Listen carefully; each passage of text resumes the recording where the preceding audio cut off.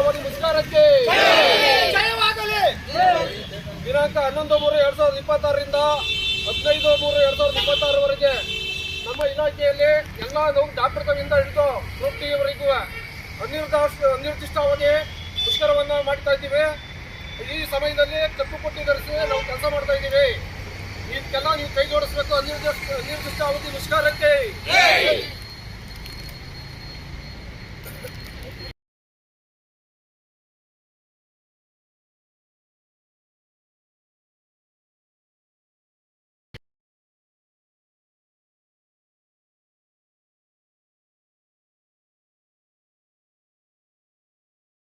ದಿನಾಂಕ 11/3/2026ರಿಂದ ಕರ್ನಾಟಕ ರಾಜ್ಯ ವೈದ್ಯಾಧಿಕಾರಿಗಳ ಸಂಘ ಮತ್ತು ನಮ್ಮ ಆರೋಗ್ಯ ಇಲಾಖೆ ಇರ್ತಕ್ಕಂಥ ವಿವಿಧ ವೃಂದಗಳ ಎಲ್ಲ ಸಂಘಗಳ ಒಂದು ಸಹಕಾರದಿಂದ ನಾವು ಮುಷ್ಕರಕ್ಕೆ ಹೋಗ್ತಾ ಇದ್ದೀವಿ.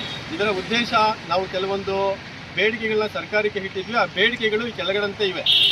ಒಂದು, ನಮಗೆ ಸಮರ್ಪಕವಾಗಿ ಆಸ್ಪತ್ರೆಗೆ ಔಷಧ ಪೂರೈಕೆ ಮಾಡ್ತಕ್ಕಂತಹದ್ದು. ಮತ್ತು ಎರಡನೇದಾಗಿ ವೃಂದ ಮತ್ತು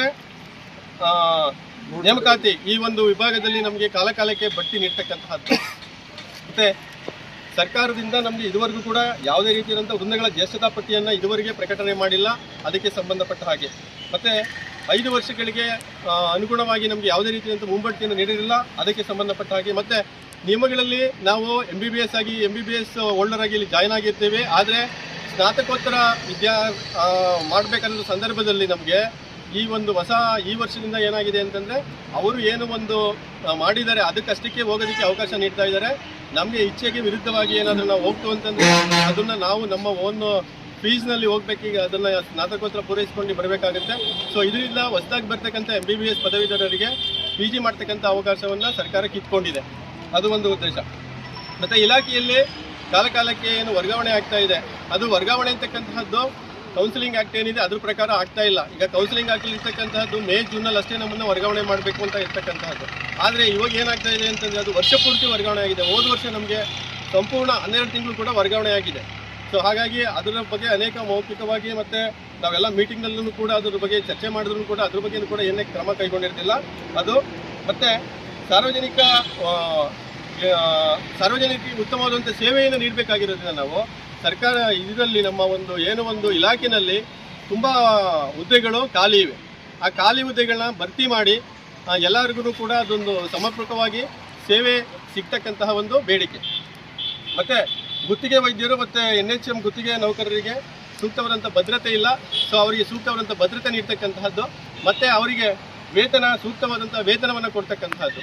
ಸೊ ಇವು ಅಲ್ಲದೆ ಇನ್ನೂ ಅನೇಕ ಬೇಡಿಕೆಗಳನ್ನು ಇಟ್ಕೊಂಡು ನಾವು ಮುಷ್ಕರಕ್ಕೆ ಹೋಗ್ತಾ ಇದ್ದೀವಿ. ಇದರ ಭಾಗವಾಗಿ ದಿನಾಂಕ 11/3/2026ರಿಂದ ನಾವು ಕಪ್ಪು ಪಟ್ಟೆ ಧರಿಸಿ 5 ದಿವಸ ಬರೀ ಎಮರ್ಜೆನ್ಸಿ ಸರ್ವಿಸ್ ಅಷ್ಟೇ ಕೊಡ್ತಾ ಇರ್ತೀವಿ. ಸೊ ಆ ದಿವಸ ಯಾವುದೇ ರೀತಿಯಾದಂಥ OPD ಸೇವೆಗಳು ಇರೋದಿಲ್ಲ.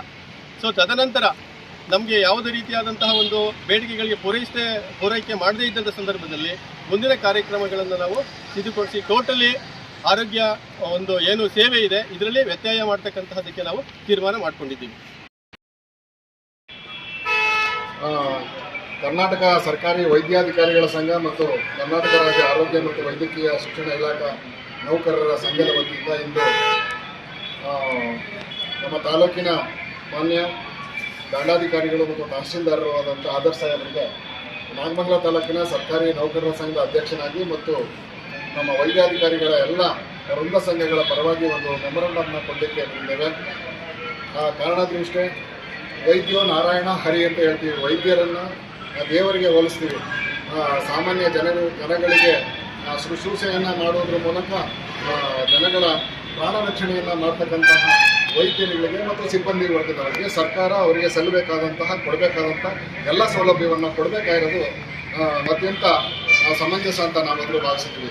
ಈಗ ಸರ್ಕಾರಿ ವೈದ್ಯರಿಗೆ, ವೈದ್ಯಾಧಿಕಾರಿಗಳಿಗೆ ಮತ್ತು ನೌಕರ ವರ್ಗಕ್ಕೆ ಕಳೆದ 16 ವರ್ಷಗಳಿಂದ C&R ತಿದ್ದುಪಡಿ ಮಾಡಿಲ್ಲ, ಖಾಲಿ ಹುದ್ದೆಗಳನ್ನು ಭರ್ತಿ ಮಾಡಿಲ್ಲ, ಮತ್ತು ಅವರಿಗೆ ಈವರೆಗೆ ಪ್ರಮೋಷನ್ನು ಕೂಡ ಸಿಕ್ಕಿಲ್ಲ. ಆದ್ದರಿಂದ ಸಾಕಷ್ಟು 16 ಬೇಡಿಕೆಗಳನ್ನ ಇಟ್ಕೊಂಡು ಕಳೆದ 16 ವರ್ಷಗಳಿಂದ ಹೋರಾಟ ಮಾಡಿದರೂ ಕೂಡ ಅವರಿಗೆ ನ್ಯಾಯ ಸಿಗದೇ ಇರೋದ್ರ ಕಾರಣ ಅನಿವಾರ್ಯವಾಗಿ ಮುಷ್ಕರದ ಹಾದಿಯನ್ನು ಹಿಡಿದಿದ್ದಾರೆ.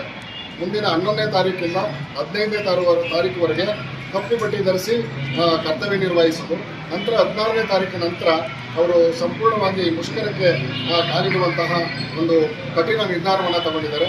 ದಯಮಾಡಿ ಸರ್ಕಾರ ಕೂಡಲೇ ಎಚ್ಚೆತ್ತುಕೊಂಡು ಈ ಇಡೀ ಕರ್ನಾಟಕ ರಾಜ್ಯ ಸರ್ಕಾರಿ ನೌಕರರ ಸಂಘ, ರಾಜ್ಯ ಸಂಘ ಕೂಡ ನಮ್ಮ ಈ ಒಂದು ಬೇಡಿಕೆಗೆ, ಈ ಒಂದು ಮುಷ್ಕರಕ್ಕೆ ಬೆಂಬಲ ಕೊಟ್ಟಿದೆ.